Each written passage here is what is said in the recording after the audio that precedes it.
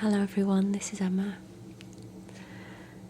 Welcome to a video all about our rescue boy Trevor. This is me on my way to Serbia. He was about to travel to the UK in a week's time, so I wanted to go over there and see him before he left, get him ready and do some things at the sanctuary.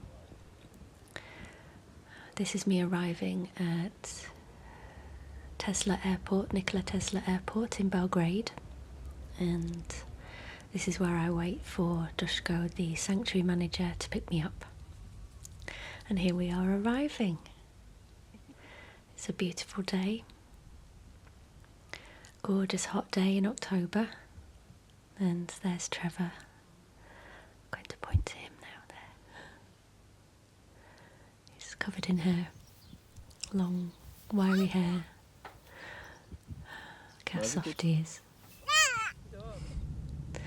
So these are his rescue clips, and I was there in May 2022, and we were just driving along, and I saw him running down the side of the road. It's really common to see dogs abandoned on these busy roads. And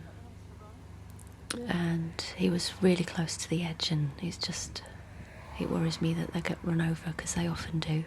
So we turned around and went back to see him, see if we could collect him. And as you can see, he ran away from us. They're often very scared, very wary, depending on what they've been through before. I mean, they've obviously been abandoned, so that's the least of their negative experience, shall we say. So he ran under this engine. It's a diesel-powered sort of mobile phone mast. They have them dotted around the countryside. And you can see that we're trying to encourage him to come out to us, but he was really far back. At the back there, look at his little face. Such a sweet boy. He's right at the back, and I remember thinking at the time I didn't want to scare him so that he ran away into the field. First of all, Dushko spoke to him, and he seemed frightened, and then when I started talking to him, his ears perked up with my high-pitched voice. He seemed to like that. He seemed to like the lady's voice. So I kept on going. Sound a bit crazed, but it was the only thing that seemed to be working. So that was in the daytime that we saw him. We couldn't tease him out. He wouldn't come out. And then we went back later on, when it was a bit quieter, took some food and some water. We went back in the end about 3 times. We were hoping that he would trust us after a while. You know, if we fed him and kept talking to him, he would trust us and then come up to us eventually.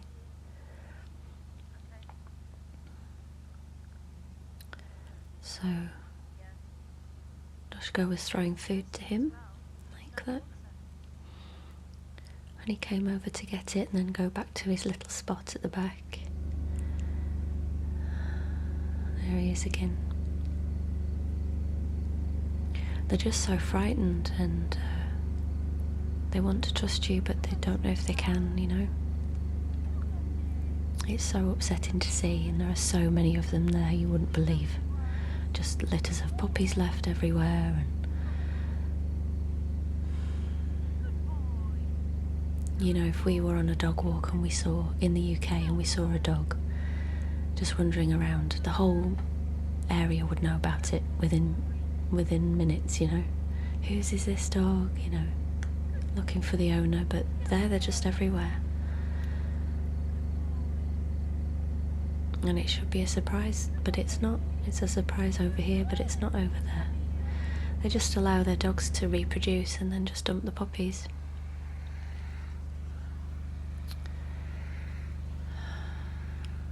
So as you can see, it took a while, and I just didn't want to leave him, because the longer you leave them, the more chance they've got of being run over. And of course they're hungry and thirsty.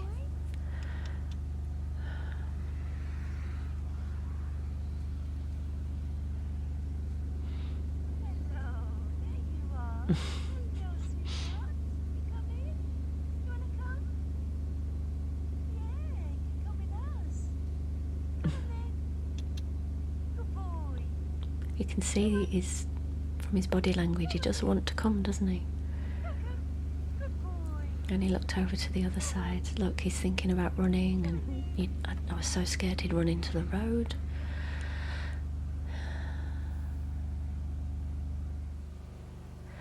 So this is the side by the road, and I thought maybe he'd come out to me there, because I saw him looking in that direction.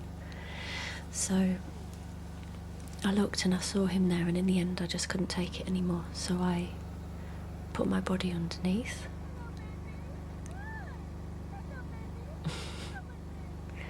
I just pushed through all of that grass and put myself underneath to reach out for him, and there was this moment that he was looking into my eyes and I was looking into his, and I put my arms out and he just reached out one of his paws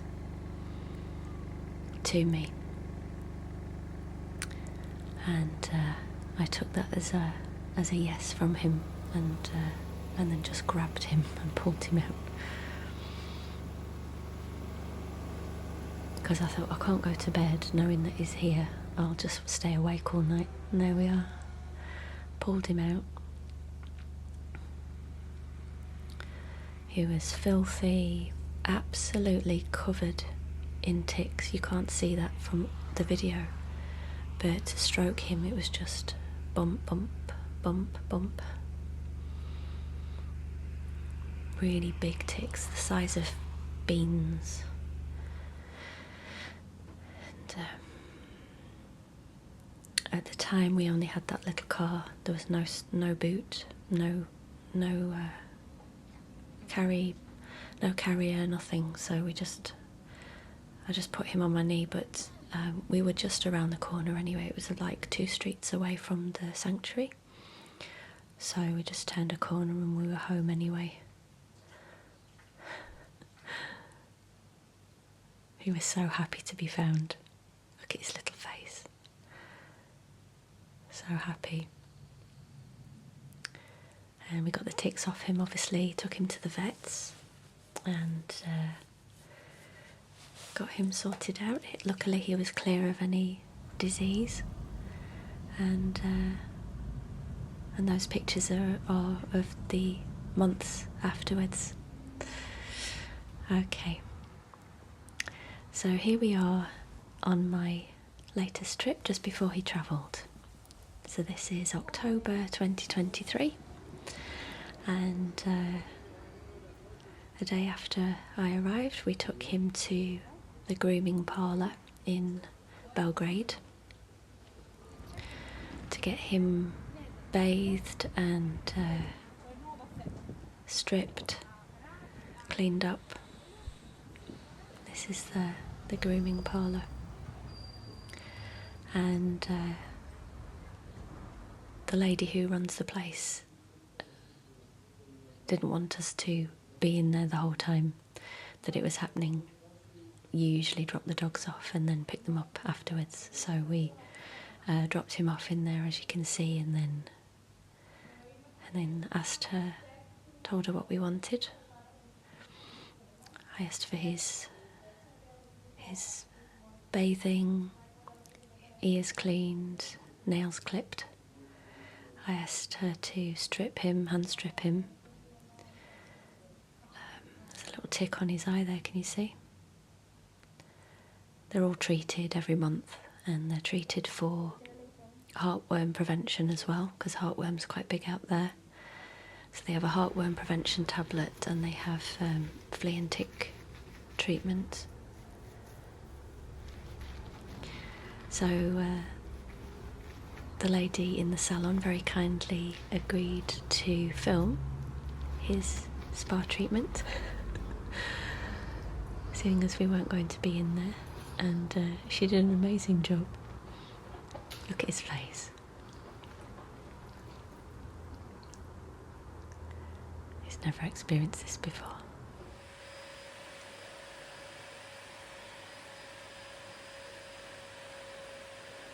There she is, stripping him after his bath.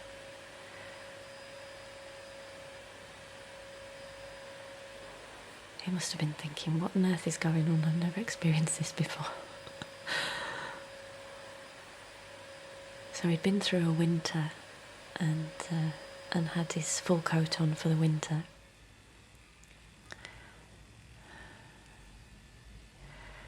So out come the clippers, and I'll be honest, I didn't want her to clip him. I was so worried after this because I thought, we've ruined his coat. He had this beautiful top coat, wiry top coat, and this is his undercoat that you can see there, which is all nice and soft. And I thought, we've just ruined his beautiful coat. I just wanted him to be hand stripped. But she said that there were so many knots in him that she ended up just shaving him. So it's all grown back now. Look at him. He's so soft, isn't he? Oh, his long, beautiful long ears. I'm devastated. They are growing back though quite quick. I loved his little shaggy look.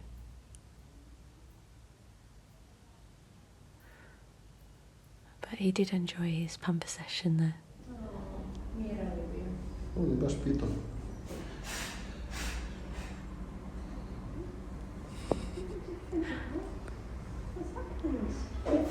Oh, bless him. He's half the size.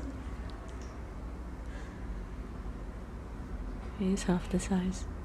It was amazing to see his body shape, actually, after all of that, because I actually thought that he was a lot bigger than he was.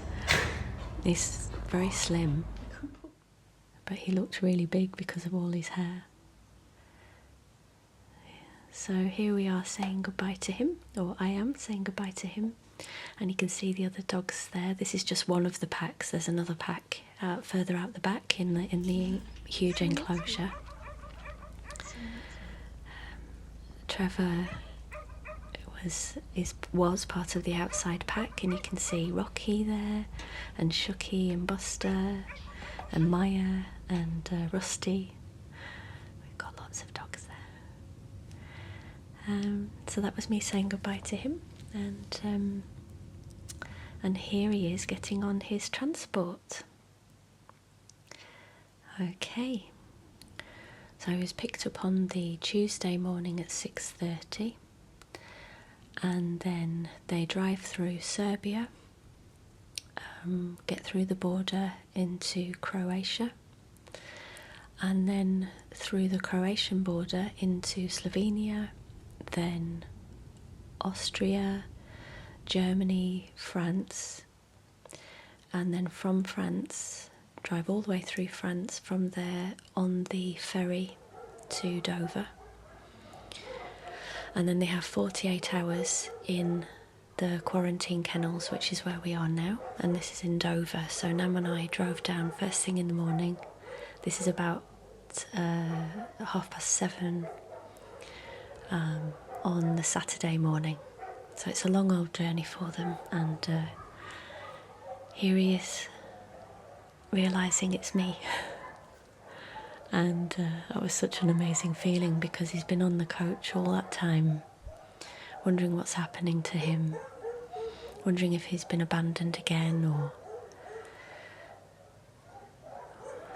who knows what was going through his mind. And then he sees me on the other side, and he's always known that he's my dog, so every time I go back to Serbia, he was always so excited to see me, and I him, and he followed me around absolutely everywhere. Wherever I walked, he was there. And and then I had to leave him, so it was such an amazing feeling to pick him up, and I was so relieved that his journey had gone okay and he'd got through all the borders and his paperwork was fine and all of his health checks were fine. And it's a long old road to get to that point. And you can see now that even then his hair's grown back quite a lot. I have to say I was very relieved about that. And bless him. And here we are, reunited. And Nan was obviously excited to see him as well, but he had to do the filming, so poor Nan didn't get to be in the reunion video, but we were both so happy to see him. And we got home, we had a baby gate, a tall baby gate between him and the cats for the first meeting. The cats are very used to dogs, obviously, because of our 2 dogs already. But we weren't exactly sure how he would react, although I had a very good idea because I knew that he was very placid. And it went really well, and the dogs integrated with him very quickly, and so did the cats, and you can see how relaxed he is. There we are. Oh, bless him. Well done, Trevor.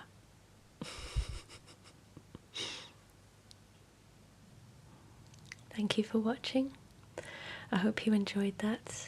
We've obviously got a long way to go with his training, and every day he's learning new things, but I'm so proud of him. He's doing an amazing job.